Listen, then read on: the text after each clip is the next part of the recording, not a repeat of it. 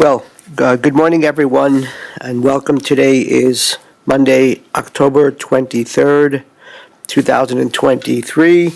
We are gathered for our 10 o'clock work session for a discussion of the 2024-2028 strategic plan objectives. My name is John Kafalas, Commissioner Pro Tem. I'm joined by my colleague, Kristen Stevens, from District 2, and our chair will be here within the next 10 minutes, and so we will begin. Of course, we have our County Manager, Lorinda Volker, and I'll let you folks take care of introductions on that side of the table. Welcome. I guess I'll get us started, if that's okay, and then hand it off to Josh. So what you'll see here today is sort of step 3 of gathering information about our objectives and goals for our strategic plan. What you'll see is pretty raw data, so we didn't want to translate too much from what we heard from department heads. So you might recall we have done a leadership summit where we gathered community information. We did a brief employee survey where they provided information, and then we took that information to our department heads last Friday, who, I guess it was a week ago Friday, who sort of distilled that into things that they thought might be objective topics or types. And so we've not done any wordsmithing, we've not fancied these up in any way. What we're looking for from you today is a reaction to, are these the right kind of things, before we go back and spend a lot of time really developing objective statements and that sort of thing. So Josh has shepherded this thus far, and I'm going to let him keep doing it today. Thanks. All right, thank you, Lorinda. So I'll just jump right into a proposed plan structure update. This comes out of the work that we've done so far that Lorinda described, especially going through the department heads meeting. If you'll recall, in our last couple of meetings on the plan, we talked about having 4 high-level goal categories: built environment, natural environment, quality of life, and county operations. Since going through the steps that we have recently, we are proposing today to reduce that down to 3 goal categories. The primary reason for that is the natural environment goal concepts, the ideas, the objectives that could come out of that are really largely already included in a couple of plans that we have going elsewhere: the Climate Smart and Future Ready framework, and then the iCare plan. So Heidi is here to talk about those types of items, especially on the next slide, those things that are not included in what you're about to see. We had talked about having the service area directors be the executive sponsor of the 4 goal categories. Since we have 4 service area directors, that worked out nicely. If we go down to 3, we'll go back and kind of reconsider what their role could be. Maybe they share them all, maybe they split them up or rotate or something like that. So that's work still to be done. And so the new structure that we would propose, as you see on this slide here, basically has just the 3. We would combine natural and built environment because there are a few items that could perhaps, be in that natural and built environment that we haven't either already identified or were identified: quality of life and county operations. And this has one other benefit in that it actually mirrors our current strategic plan, which is ending this year. It's basically the same structure. It has 3 goal categories: infrastructure, I'm blanking on the other one that's quality of life, and then county operations. So in a way, it kind of shows that the plan is kind of doing a good job, and we can continue doing that. So that would be our proposal from here on out. And thank you, Josh. Before we continue, wish to acknowledge that Commissioner Shattuck McNally has joined us, and I will turn the meeting over to her for facilitation. Thank you, Commissioner, and thank you, Josh, for that explanation. Any questions from anyone at this point? Okay, great. So moving on, we have a couple of slides here that show goal areas and objective concepts that are not included in what we've identified thus far. We've talked about these kind of briefly before, but and our department heads really did a great job of pointing out that, maybe something was identified by the Community Leader Summit or the employee survey, And they were able to tell us, we're already doing this, or we're already working on this. It's already in a plan that we're working on. And so some of those topics that you won't see in the concepts for objectives include regional economic and workforce development, behavioral health, housing strategy, solid waste infrastructure. The ranch is doing a master plan. Open space is working on a master plan. Total compensation and work flexibility, those things are already being studied by human resources. Broadband, we're doing a lot of work in that area, especially with ARPA funds, and then security training facilities is already working on that as well. Any questions on that slide? Commissioner Gonzalez. Thank you, Madam Chair. I'm wondering, Josh, colleagues, if we were to come up with some new ideas, I'll offer an example. How might that be folded into this?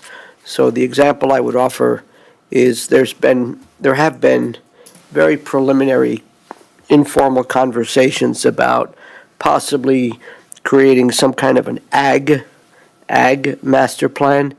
As an example, how might that be folded into this?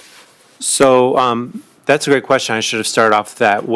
What you'll see here in a couple slides are those ideas that we've identified that especially department heads thought that were achievable in current operations. These are just ideas, as Lorenda mentioned. And so what we would ask is that you take this presentation and think about if there are any areas that aren't listed here. Please let me know, maybe write on the paper copy you have there, or we can set up a meeting and we can add those types of things in, and also then investigate, is that already included in one of these plans? Is it something that, we can achieve in a department and work on? So by no means is it final, and if you have ideas, we can certainly incorporate them. It is, after all, your plan, so. Lori. Thank you, Chairwoman. I would just like to add as well, we've had a lot of conversation as a core planning team and with the department heads. There may be things that are in all of these master plans that you as the commissioners want to keep in the strategic plan. I think of some of the diversion goals that have come up for the waste infrastructure master plan. They also came up in the community meetings. So there may be some that are important to you to highlight in the course of the strategic plan, even though they're included in another document. And today, if we could get some ideas of those areas, we'd be happy to begin to frame out some goals and objectives that would meet your needs. One of the things we discovered as we went through this process with the community and then with the leaders, we're doing a lot of strategic thinking as an organization, which is strategic thinking. So we're really, these master plans, these long-term plans are really forward-thinking in ways we've done before, but maybe not quite as formalized. And so there's a tension, we feel, between do we just restate what's in these other plans? Do we pull out specific things that are important to you all? Do we reference these plans in the strategic plan and let them stand alone? This is a new problem, which is a great problem to have. We're doing a lot of this forward thinking. So that's what we're hoping to hear from you. You'll see as you get into the objectives, some of them feel more like tactics and could be rolled up into a better statement, a broader statement that may align with some of what is in these other plans. We thought if we head down that path, we might note them so that this objective is contained in two places, and so we're not being redundant. We're just restating that it's an important thing for us to focus on for the next 5 years. Colleagues, do you have any comments on that right now? Commissioner Stevens. Yeah, just briefly, and I know we're going to get to these later. So it may be valuable to do that, I think, for the fact that when the community participates and then they don't see some of the things that they asked for in the strategic plan, like affordable housing or something like that, that they may, and they're not necessarily keeping track of all of our plans. And as we are, they might just remember that they went to a meeting and they expressed that, and if they didn't see that. So I think we can have a larger conversation about that, but thank you for bringing that up. Commissioner Gonzalez. Yes, thank you. Just a brief comment for consideration, and that is, as Lorenda was speaking, what came to mind is we typically do, the commissioners, we do our annual work plan, which can be individual goals and perhaps collective goals, the three of us as a body, I guess the question arises, or the observation, how does that annual activity integrate into perhaps the more longer term? And maybe you've considered that in your deliberations. So one of the documents I did look at and compare to were your 2023 work plans. So you have things that are, some of them are 1 year, things you want to accomplish personally, but some of them reach across. So things like transportation and housing. So again, you'll see a transportation objective, you'll see a couple of them. Maybe they're not as broad as what you'd hope. And so that's the kind of guidance we're looking for is how do we incorporate some of the strategic thinking you're doing, the organization is doing, in a way that we know that if we put emphasis on things in the strategic plan, they happen. Those things move forward in very public ways. We've had great examples of that, and we have a work session coming where we'll talk to you more about the current strategic plan and all that's been accomplished. So there isn't a right answer. There's no right way to do this strategic planning stuff. What we don't want to do is make it just a reiteration of things that are already being done, but we want to push ourselves forward and stretch. And so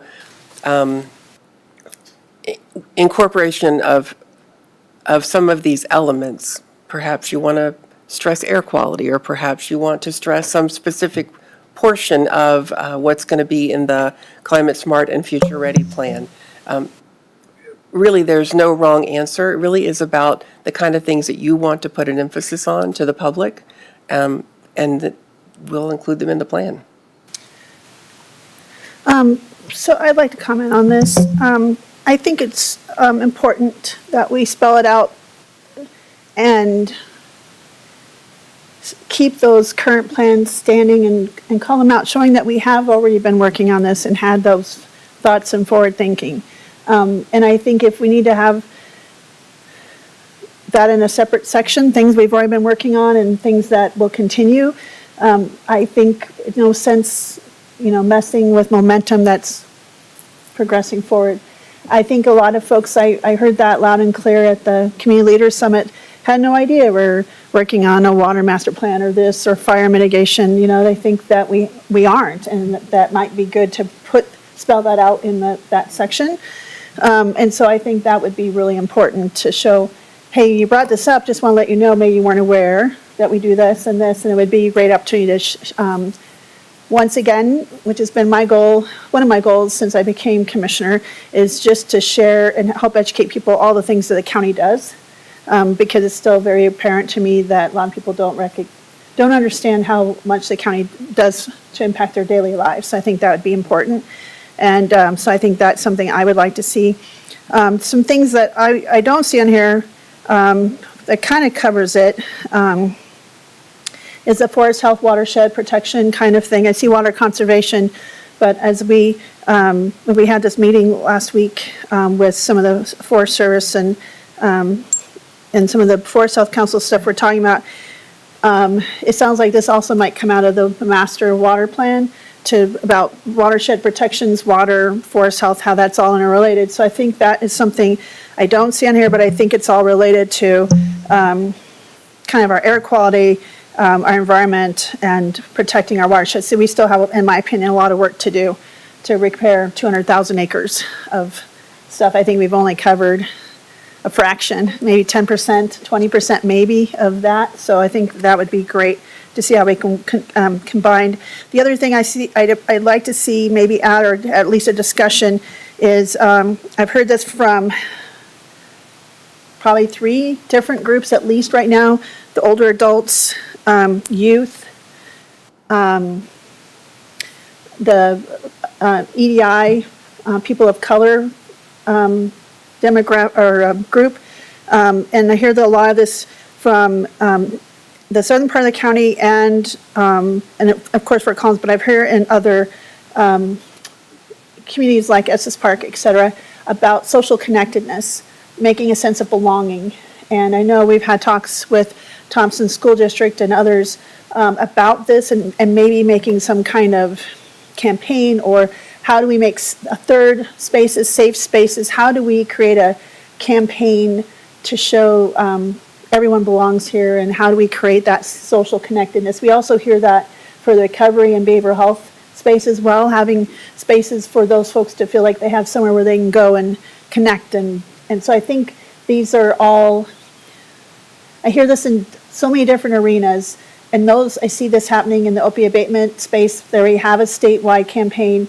We hear this in the EDI space. We hear this in a lot of space, and older adults are still feeling very socially isolated. So how, I'd like to see that some kind of campaign or messaging or strategic group to create spaces or see how we can make people feel like everyone belongs here and that this is a safe place to live, work, play, and thrive and raise a family and age in place with dignity and grace and that they matter. So that would be something that I've heard a lot and seen a lot of talk. We even heard this at the Department of Health meeting on Thursday. So would love to see if that's something we could add on to that. I'm not sure it fits, if that would be inside the quality of life maybe, but maybe a specific call out for that. And I know we have some community partners. This is so important to them. They would be willing to sign on as outside community experts, like Dr. Gabriel, others who have asked to ask the county to kind of lead on this. And so I just want to honor that, some of that work and requests. Thank you.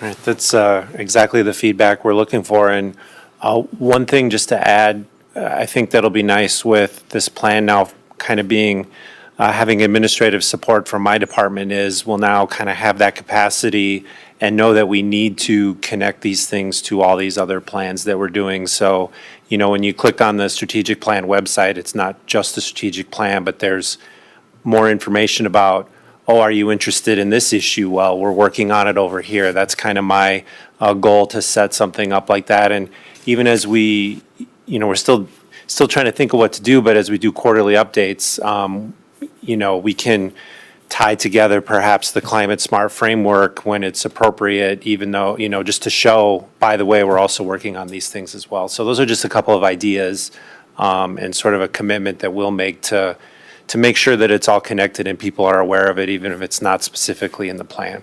So just to brainstorm, I had all of a sudden, when you talked earlier about, if I might, I haven't seen any hands, but I have some thoughts too on this.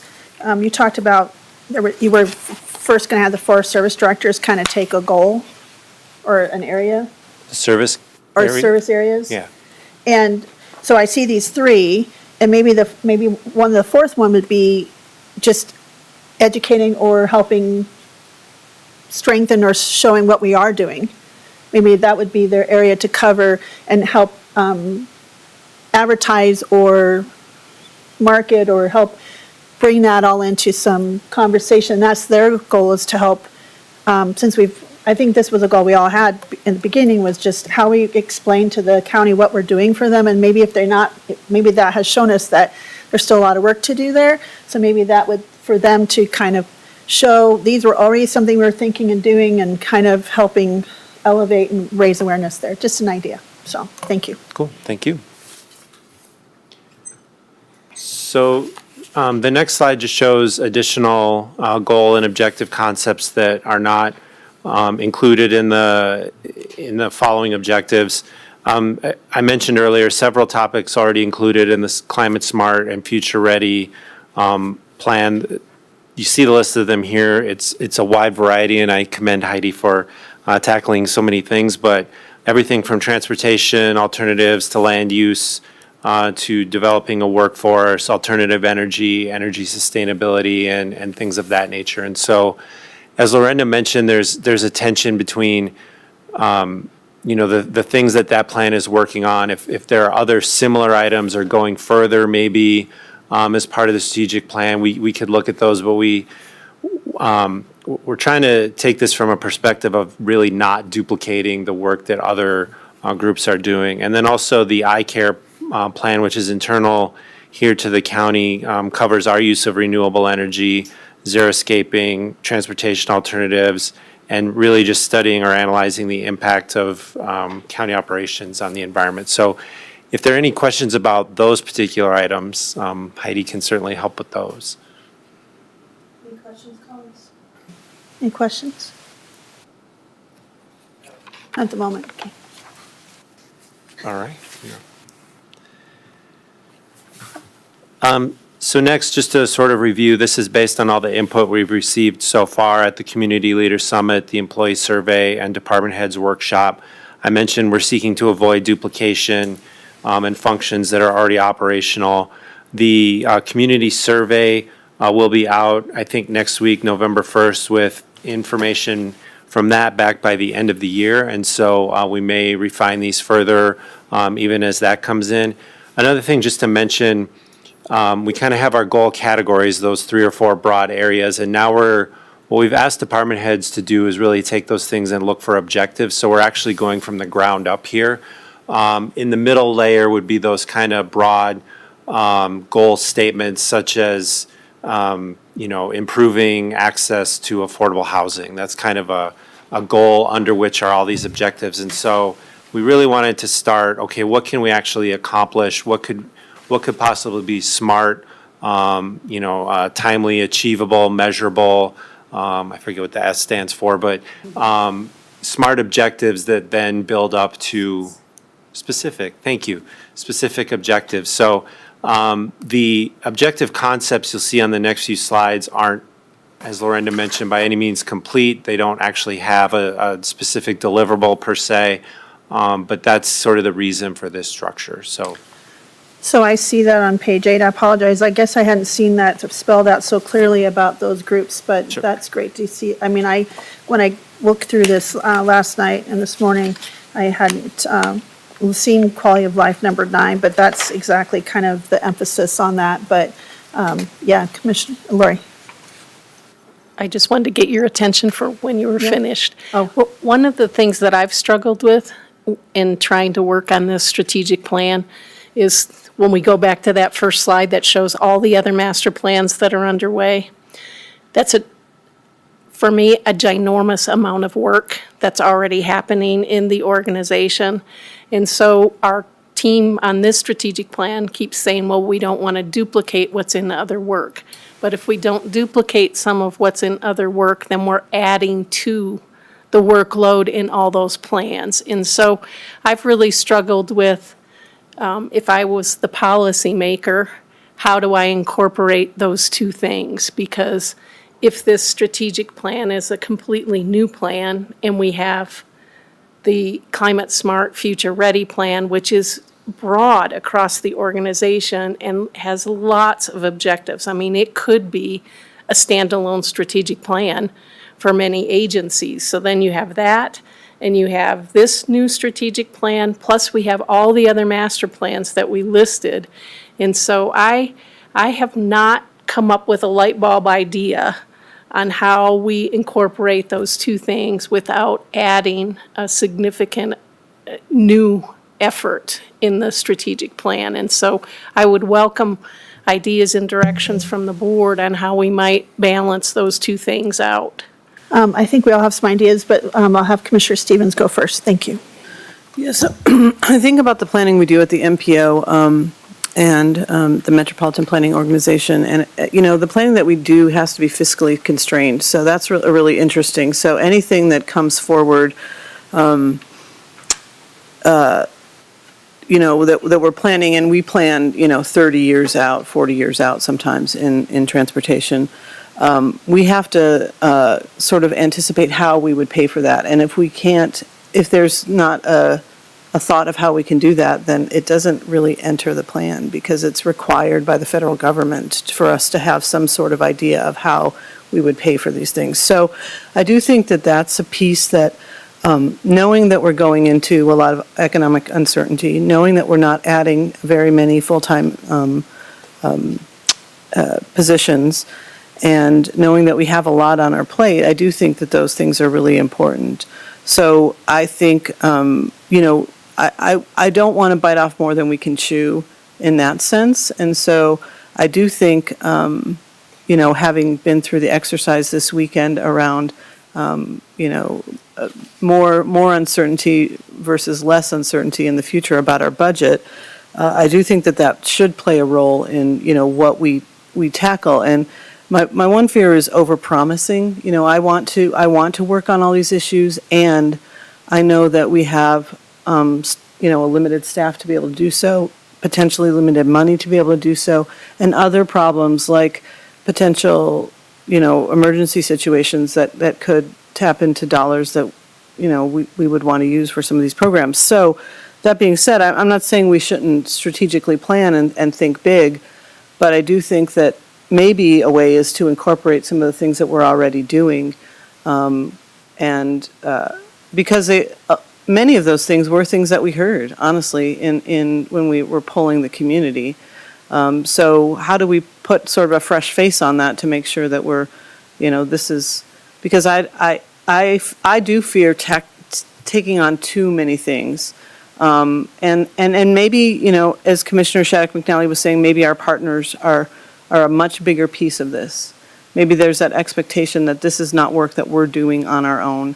I don't think it ever was necessarily, but especially with the way things are, that we might lean on our partners more if we do take on new things into this plan. So those are just my thoughts for now. Thank you. Thank you, Commissioner Stevens. Commissioner Cafalas, did you have comments? Yes. So the first, I think I have 4 thoughts to share that might be helpful or relevant. The first has already been expressed by the commissioner on the other end.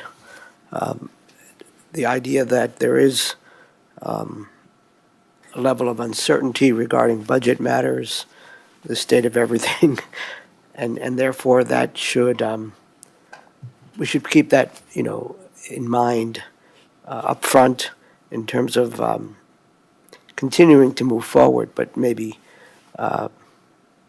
pacing ourselves a little better. That's, I think, Commissioner Stevens expressed that well.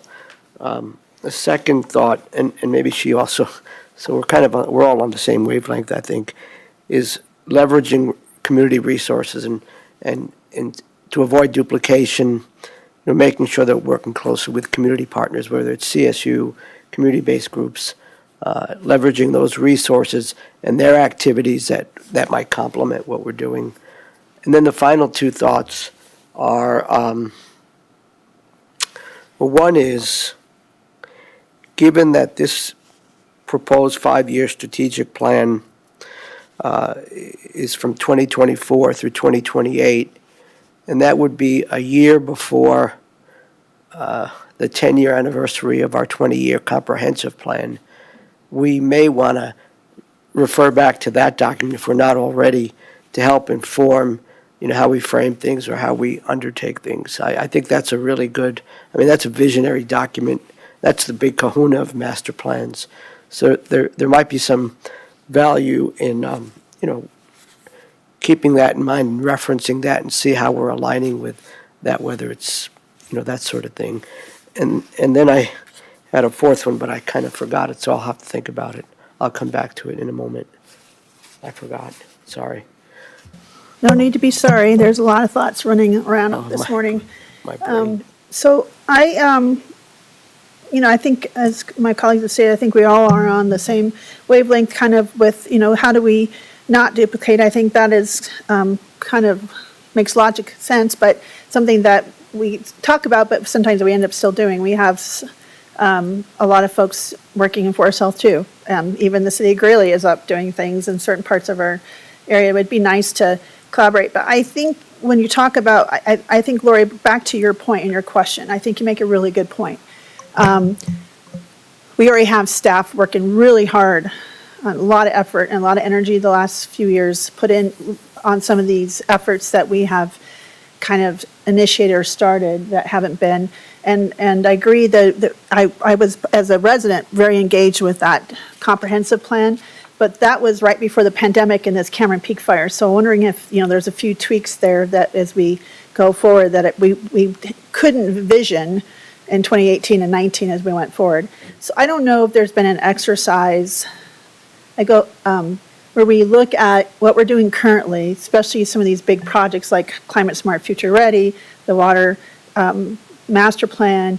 We've also done some land use things and kind of what we're doing that's taking a lot of staff focus. And then kind of what the community had stated that we know we're already doing, like behavioral health, right, or broadband. And then what we're looking at here, and put them all on this spreadsheet. And I don't know how you combine that so you can see which areas overlap. And then that would be where we go in the strategic plan of where we kind of focus on getting that turbocharged or accomplished, because we're already doing it. We might as well, like you said, not add things just to add things, just like the social connectedness. I think that's under behavioral health, but this is different because it's a connectedness that will help with behavioral health. And so I'm wondering if that's been done, if that's something we could look to strengthen the work that we're doing. And that's why I was thinking maybe that other service area would focus on what we're already doing and making sure people understand. Because obviously that's a gap. If people in the community don't know we're already doing that work, and how do we engage them or bring those partners in? So I think that there's a lot of uncertainty, as my colleagues have stated. And, after I was over the weekend after our budget conversation with all the colleagues and Josh and Lorinda, thank you for being there. I counted, I think I'm over 22 hours of meetings on HH and other budget things and Initiative 50 on the future, whether it be at the budget conference or all these things for CCI and CCAT.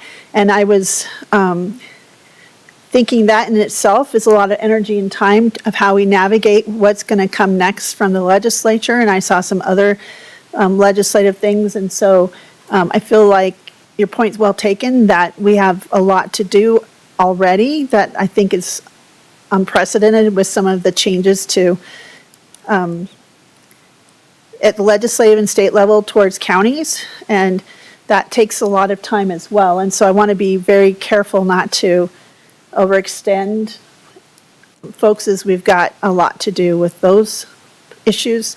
So I don't know what the answer is, Lori, other than how do we get up here and overlap all these different efforts? And then also don't forget, we have this thing that is outside of our control, but we can influence, that's going to impact revenue and things that are shaping what we can and cannot do as a county, if that makes sense. And so it's very complex, and I can see how this would be maybe a carefully thought out strategic plan, because we have all these wonderful things that we want to do, but looking at what challenges are ahead, we might need to be more strategic or thoughtful about what we add on to the plate. So thank you. I'm kind of repeating what you said, but I just wanted to say I was thinking about that the other day too. I'm intrigued by Commissioner Kafalis's idea of using pieces of the comprehensive plan. And part of that is because I remember some of the sections that are in there. One that I think of talks about being a regional convener. And that could be some goal language that we use, and then we could list areas that we are being a regional convener in. But I do think that there is a possibility of being able to align those plans and then address your concerns as well, Commissioner Shattuck McNally, of trying to be more, at least what I've heard, more intentional in telling our story about the work that we're doing, and that maybe that is a standalone category on its own. Soil health, I believe, also, Lori, is in the comprehensive plan, because I worked on that as a resident with what I call the wonky farmers, and that aligns with our Soil climate health smart. is in there, the agriculture's in there, the climate smart is in there. So even if we don't use the exact language, to be able to tie those together so that they align, I think is a great suggestion. I think Commissioner Kafalis. Commissioner Kafalis, sorry, I was focusing on Lori. I didn't see your hand. Apologize. I remembered, and then I came up with another thought. As part of what I had shared earlier, and I think maybe in more direct response to what you were saying, Lori, about trying to avoid duplication, redundancy, and I think what Lorinda was saying about sort of this tension that might be between already existing master plans and things like climate smart. The thought that I had was maybe we need to just be really be better at looking at the things we're doing through a different lenses, like the climate smart lens. And that might say, well, we don't need to add on something, but maybe we need to do it a little bit differently in light of some of these other things. So that's my thought there. And then finally, an additional comment is, I'm sure in all of this, we're developing some really good process for prioritizing, and that might get back to the uncertainty and, what's most important in light of, budget uncertainties, et cetera. But one factor to keep in mind as far as prioritizing activities might be changing demographics. So, of course, we're seeing, more and more older adults. So maybe that's a way of looking at, at how we might prioritize, and certainly the social connectedness as a public health goal or quality of life goal is pretty important. Those are my thoughts. Thank you. This is really helpful because as we struggled with what to do, you'll see as we get into what the department heads came up with, these are things on their list that they know they need to accomplish. So you'll see things like funding for street paving, right, road paving. They know this is a concern. It's been on their mind for some time. It's not new work, but it is critical work they'd like to put a focus on. We've also talked about if there's something from any of these other master plans that you would like to include, we might make everything that comes from the climate plan green ink, and we might make the things that come from the solid waste master plan blue ink, so that we can draw a distinction that these are in two places. We're not duplicating work. There are teams already formed that are working on this. We heard this was important to you, so we're including it. But this team exists and has existed for a year and a half in this space, doing this thing in this way. So you've helped us sort of figure out, I think, give us some direction about how to dovetail these plans. So if there are elements, as we talk through the rest of these, that you think of in the coming week, just jot them down and let us know that this part of the solid waste master plan, maybe we'd like to focus on, or this piece of some other plan that you'd like us to focus on. I would just say woody biomass. So we have about 20 minutes left, so I may kind of fly through these a little bit, but as always, feel free to interrupt me. So these are the objective concepts, and we've sort of grouped them into possible goal concepts as well. Again, these are very preliminary and subject to change. The numbers that you see are not priorities. They're kind of a way of keeping track of all the ideas that came from department heads. So you can kind of ignore the numbers there, but basically addressing transportation needs was one bucket that was identified, including, as Lorenda said, long-term local subdivision road maintenance structures and creating a source of sustainable transportation capital funding. Another one under that category is a structure to coordinate with municipal and regional partners on construction schedules. And then another sort of bucket is developing a sustainable built environment. This could include creating a structure to coordinate and advocate regionally on air and water projects. This is one of those things that's kind of already included in other areas, but we're either combining it or maybe taking it a step further. Creating or coordinating on regional electric equipment rebate programs. We already have a small one of those in our health department, but they seem to be pretty popular, and again, is one of those things that maybe we could expand or push forward. And then finally, developing sustainable, cost-effective recreation and preservation operations in parks and open spaces. That's kind of an operational thing that Natural Resources is, of course, working on, but again, just trying to highlight that and bring it forward. Any questions? All right. And then preliminary concepts for quality of life. This one, you see QL1-CL1, coordinate engagement and accessibility, create a single point of contact. This one sort of percolated through the community summit, the employee, all three of the things that we've done so far. And it would frankly be kind of a gigantic objective, which is to create, on the one hand, sort of a single point of contact or a customer resource management structure so that when a citizen interacts with the county, basically they can easily be aware of everything that they need to interact with the county. So if they go to buy a park permit and perhaps their name pops up in a system and it shows that there's some other kind of perhaps fee that they owe the health department, or they're eligible for something else, we can let them know, as opposed to having siloed systems, if you will. Also engaging in a sort of a customer roadmap, basically how people interact with the county. Are there ways that we can make it easier for them to sort of navigate between departments and things of that nature? Also then included in this is engagement with our residents, but also engagement with the service providers, nonprofits, business community, sort of an all-in-one interaction, if you will, so that, for instance, if we're going for a grant on something, and actually maybe that's a different one, but just knowing which services are being provided, is there a way to coordinate better with our community partners so that it's kind of all-in-one, an all-in-one function? So it's a really broad, substantial objective, but there are pieces of it that, as we thought about it, could be individual objectives, but they all sort of overlapped with each other. If you had two teams working on different parts of it, they would probably run into conflict or duplicate something. And so I'm probably not explaining it very well, but this is one objective that really came to the fore. Go ahead, Commissioner Gonzalez. Well, very quickly, as you shared what you were explaining reasonably well, I think you did a good job, as always. The first thing that popped in my mind was the idea of a single point of contact.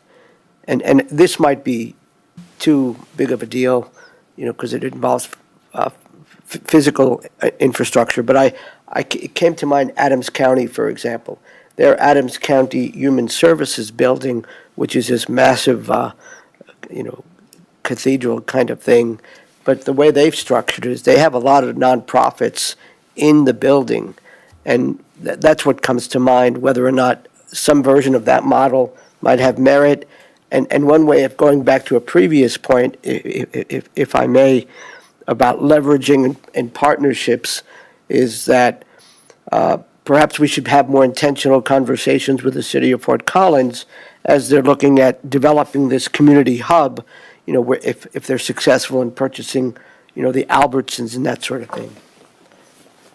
Yep, those are exactly the types of things that could be included in an objective like this. And we know that in 5 years, we cannot accomplish all of those things that Josh just said, right? But if we could move toward making the customer experience more beneficial, easier, if we understand how they're interacting with us.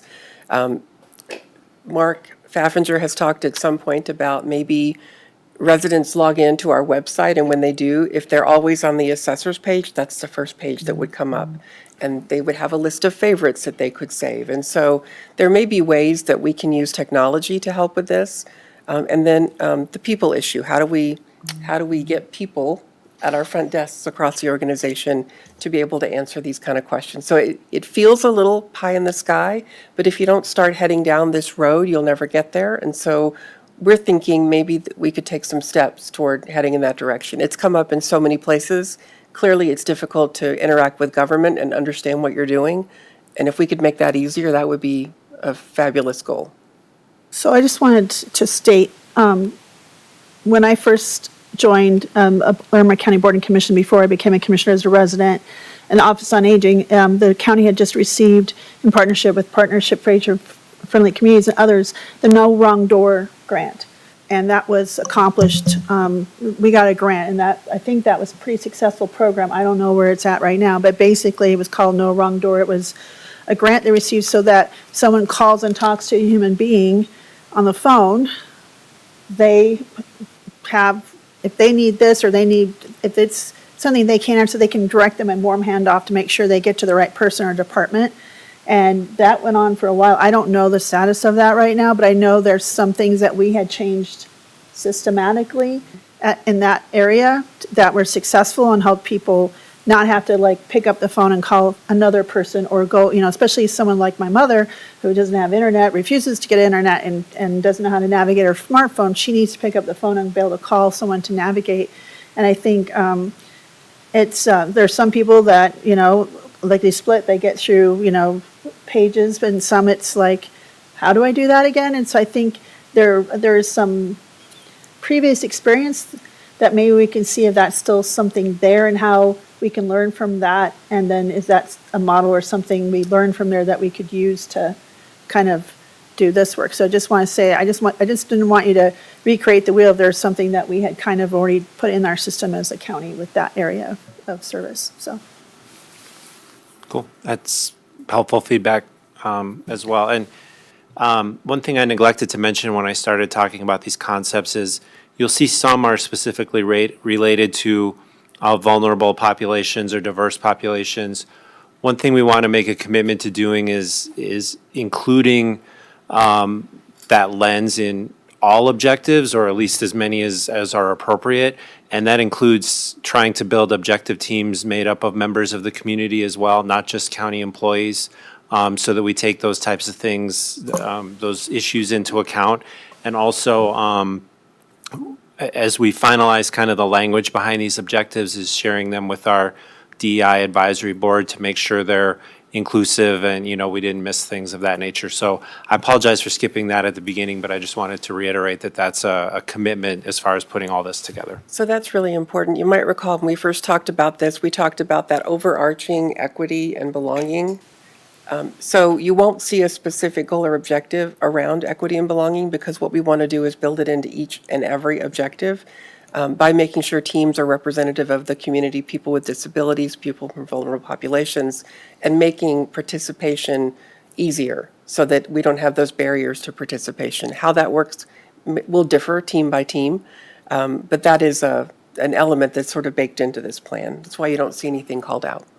Something I wanted to also add that I think we've already talked about is folks in the northern or southern part of the county may not be aware of resources throughout the whole county. And it's something that we had done, and I haven't seen it since, but I keep kind of bringing it up, is a resource fair where the first half of the resource fair is for other community partners or municipalities, where they all walk around and get to know each other and find out what everyone's doing. So everyone has a table and then, or an area that, so like we would walk around and talk to all the services from everywhere, and then they would walk around and everyone gets to know each other and finds out what everyone does, and then you bring the community in so that everyone's kind of got a better raised awareness. But if you throw everybody in the same room, which they had done, it was where all these certain vendors and Office on Aging, where they all came in the same room, then they got to know each other, then there was a guest speaker, then the guest speaker drew on the public, and then afterwards everyone had the public going through their tables. And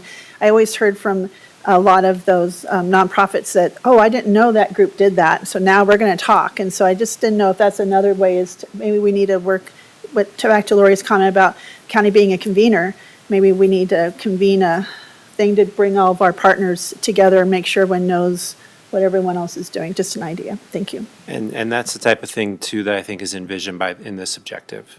So improving those.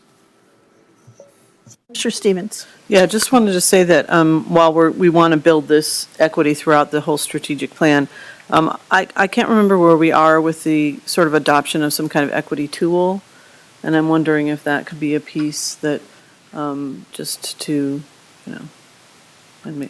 and I see some head nodding, so I feel like there's ideas around that. I'll share with you that we've been working on this equity tool through the Climate Smart and Future Ready plan. So there's more to come on what the outcomes of that look like. And hopefully we'll be able to highlight for you as one example of a way that you can utilize some equity lens within individual strategies and actions, because it does look different depending on the topic you're talking about. Thank you, yeah. I felt like it was in play, and I just couldn't recall what we were doing. Thank you. So another objective concept is promoting health and well-being in vulnerable populations. Another one that was identified is developing a sequential intercept model, which is a proposal from Community Justice Alternatives. As I understand it, it's really a methodology to try to catch people early when they're in criminal justice involved, to prevent them from needing further services in that area. Especially if they have mental health or substance abuse disorders, it's to try to catch those folks earlier, and that's a commitment that they're making to the community, whether or not it makes it into the plan. So that felt like a really good way to approach that. And the final one then is increasing support and connection for older adults, youth, communities of color, and others that you see there, with an emphasis on equity. This comes straight out of the Community Health Improvement Plan that was worked. It was suggested by the Health Department, and so it's again one of those things that's kind of already been developed, but perhaps needs some further effort to move forward. So We liked that one because the Community Health Improvement Plan is a community-driven plan, so the Health Department facilitates the work, but community members identify the issues. And so we might not bite off all the things that they do as a health department to facilitate, but maybe we choose an element of that, and we go forward there. We need to flesh that one out a little bit further. So I'd like to just reinforce that the Colorado Attorney General's office is doing that with the youth, with the, I think it's even on my computer, the Connect Effect. And they're doing that on, kind of prevention work for youth with opiate addiction and fentanyl. And then also just hearing that very strongly from the southern part of the county is just for youth and vulnerable populations to feel like they have a connectedness and belonging and feel safe. So I just want to, not only with the Community Health Improvement Plan, but these separate populations have been basically almost monthly asking to have more meetings on this with me. So I just want to make sure that it's kind of got that other lens through it too. So, and the youth, Mental Health Youth Task Force has also been reinforcing that as well, so. So the next goal concepts would be supporting an equitable economy with an objective to promote an inclusive economy. We do have programs to help develop small businesses and things of that nature, but this would be really a focus on those underrepresented businesses. And this idea kind of came especially from the immediate needs grants that we've provided to some groups really focusing on those underrepresented communities. The next objective is sort of a gray area for us. It's developing a childcare workforce. Childcare was an objective in the current strategic plan. It's sort of been handed off to a community group to further that as an overall sort of goal. But this specific objective, helping develop the workforce with childcare, is something that we would consider. And so as we consider this plan further, I would ask you to decide whether that should be in there or whether it's kind of already taken care of. And then finally, in this bucket, improving access to veterinary care for low-income residents. This was a topic I would have never thought of, but came up during, I think, department heads. And then the final bucket under quality of life would be improving housing stability. That's a typo. We want to improve stability, not instability. So we're doing a lot with housing, as we mentioned, so we didn't want to duplicate a lot here, but a couple things that popped up. Inventorying and defining best practices for reentry for justice-involved people. Housing is a big issue for that population specifically, and so that could be a good objective. And then another one is changing definitions to expand services to persons experiencing housing. That's a concept right now. It's questionable whether we could achieve that because some of these definitions are set by the state and federal governments. But the idea here is, does the county or community have any policies or ability to make changes that would expand the pool of people who would be eligible for these services? There's a lot of, definitions. Think of someone at a certain income level with a certain number of children is eligible, but perhaps a single person is not. And so are there things we can do in that area to improve eligibility? And then, because we have 5 minutes, the final category is county operations. One, which was very popular at department heads, streamlining and optimizing processes and systems. One objective is governance of artificial intelligence, which is a new issue for us. One is resource analysis for support services. As the county grows and those public-facing services continue to face increased demands, the idea here is to really do an in-depth analysis. Are our support services, think of IT, human resources, finance, the budget office, are they set up well to provide what those public-facing departments need? And then finally, developing a consistent and equitable input process on both county capital projects as we develop things, and also land use issues such as planning and code enforcement and things of that nature. So credit to both Ken Cooper in facilities and our planning director, Rebecca Everett. Rebecca, thank you. Both kind of came up with these and combined these into one. And I apologize to Rebecca, for some reason I have a hard time remembering her name. And then coordinating with partners and stakeholders. So here again, you see that same objective, really broad around coordinating engagement, creating a single point of contact. This could, transcend the two categories. Another one, create a revenue team to optimize grants and also to coordinate with stakeholders. I sort of erroneously went off on this one before, but the idea here is to really create a team to help identify grant and funding opportunities for the whole county, but then also coordinate with stakeholders. If the United Way and the county are both going for the same grant, is that necessary? Is it to do the same thing? Could we partner on that grant and perhaps, improve our odds of getting it, just as an example? And then finally, increasing access and use of community building spaces with an emphasis on equity. This too comes out of the Community Health Improvement Plan as proposed by the Health Department.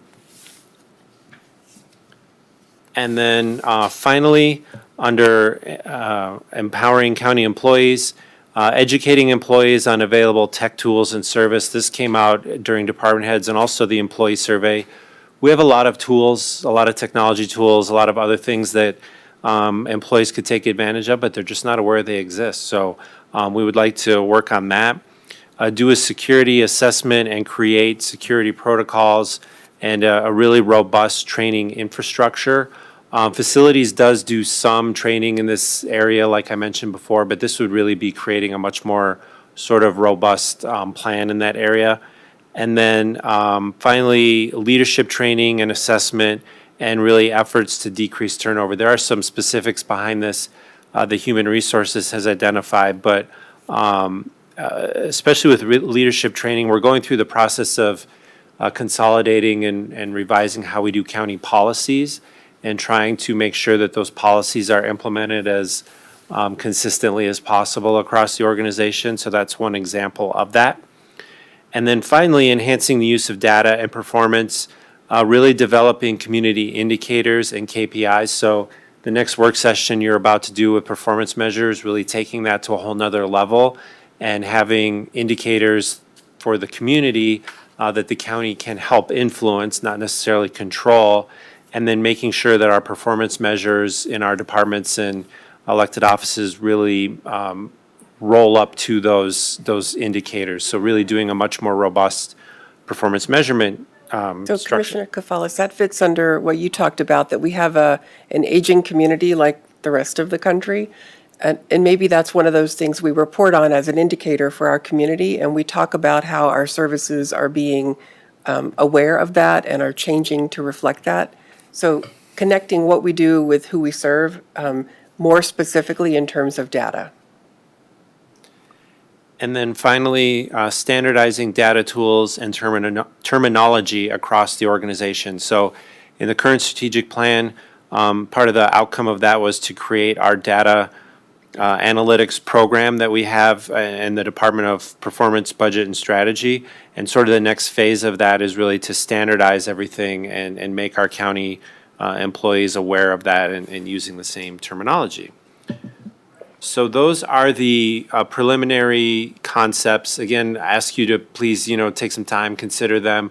We will have future work sessions, but also if you want to write on there your thoughts, and we'll take what we heard today because it was a lot of really helpful, very good feedback, which we appreciate. Our next steps then are in November and December to continue to refine these objectives, start to seek out those diverse objective teams that I mentioned, and also have our EDI board advise on language really with a equity lens, so we make sure we capture that. And then in January, you will adopt a strategic plan, and we can finalize those objective teams and get rolling. So that is the end of my presentation. I'll add one other thing if I might. There is another handout that is the Climate Smart and Future Ready. These are the goals and objectives and tactics on that. Because we just had one single slide, that was not enough to cover all the things that are happening here and how these teams are working. So we did give you this specific report. You have not yet seen this, I don't think, in this version, so we wanted to share it as we talk about this in case you have anything you'd like to pull out. Thank you. So just a value of time, if we will kind of hold our questions. We thank you all for the great presentation. I'm sure my colleagues are also grateful for this presentation, and I'll just speak for them. I'm sure they agree with me on that.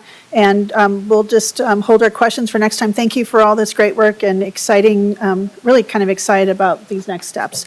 So 11:02, we are adjourned, and we'll be right back in just a minute or so for our next work session. Thank you. And thank you.